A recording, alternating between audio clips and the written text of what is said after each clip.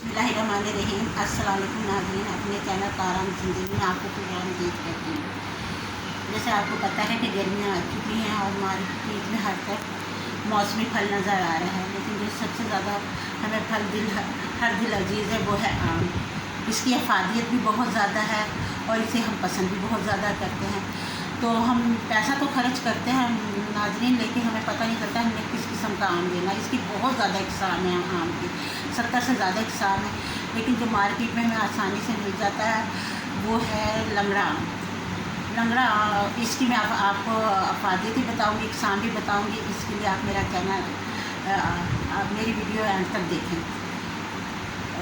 लंगड़ा आम ये ग्रीन रंग का होता है, साइज़ इसका बहुत ज़्यादा बड़ा और ना छोटा होता है, लेकिन ये है कि एक आम खा ले तो दिल भर जाता है, भारी होता है ज़रा।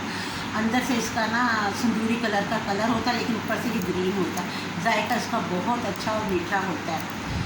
और दूसरा है सिंदूरी आम।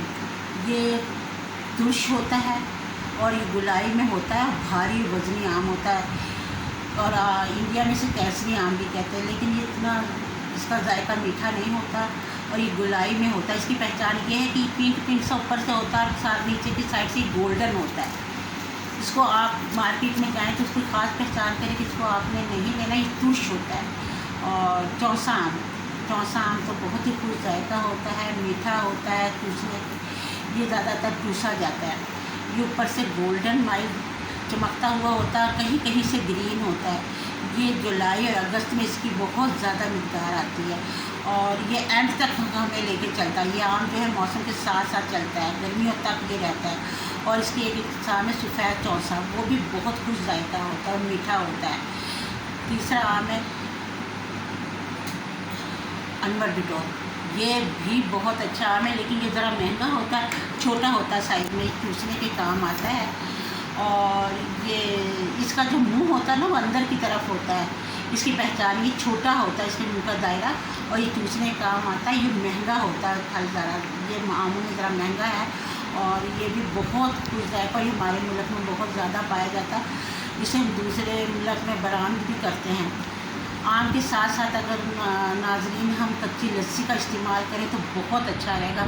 जो बच्चे कमज़ोर बेटे जो कमज़ोर हैं उनके लिए ये बहुत मुफीद है कि आम के साथ कच्ची लस्सी पिएँ, मिल्क शेक बना के पिएँ, तो ये बहुत ज़्यादा फ़ायदा देता है, जिस्म को भी फरबा करता है। हम मार्केट में जाएँ तो इसका ये दुशहरी आम ये छोटा होता है और ना ज़्यादा बड़ा होता है। ये लंबाई के रूप में होता है, ऊपर से ये येलो होता है, नीचे से कम तौर पर ग्रीन सा होता है, जिसे भी हम चूस के खाते हैं।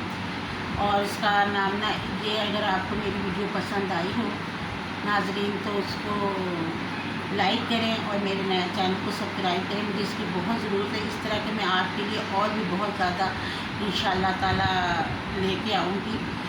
हर चीज़ और भी फलों के इक़साम के बारे में आपको बताऊँगी इंशाअल्लाह ताला।